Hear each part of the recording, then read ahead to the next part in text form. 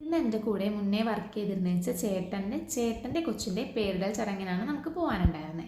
അപ്പോൾ രാവിലെ തന്നെ ജങ്കാറൊക്കെ പിടിച്ച് നേരെ വൈപ്പിനിൽ അനിയത്തിയുടെ വീട്ടിലെത്തി.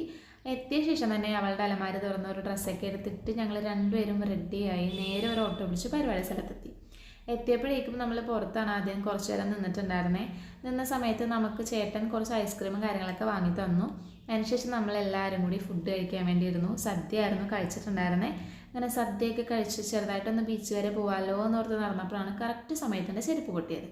പിന്നെ അനിയത്തി പോയി ഫെവിക്വിക്കൊക്കെ വാങ്ങിച്ചുകൊണ്ട് വന്നു. ചെരുപ്പൊക്കെ ഒട്ടിച്ച് നമ്മൾ നേരെ കടപ്പുറത്ത് പോയി കുറച്ച് ഫോട്ടോസും കാര്യങ്ങളും എടുത്ത ശേഷം തിരിച്ചു വന്നു. നമ്മൾ വന്ന ടൈമിൽ വാവനെ മര്യാദയ്ക്ക് കാണാൻ പറ്റിയിട്ടുണ്ടായിരുന്നില്ല. തിരിച്ചു വന്നപ്പോഴേക്കും നമ്മൾ വാവനെ കണ്ടു. അവിടെ പേര് ദക്ഷ എന്നായിരുന്നു. അങ്ങനെ വാവനെയൊക്കെ കണ്ട ശേഷം നമ്മൾ നേരെ പോത്തീസിലേക്കാണ് വന്നിട്ടുണ്ടായിരുന്നത്.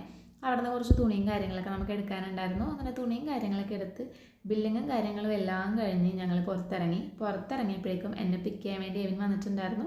അങ്ങനെ ഞങ്ങൾ രണ്ടുപേരും കൂടി തിരിച്ച് വീട്ടിലേക്ക് പോകും.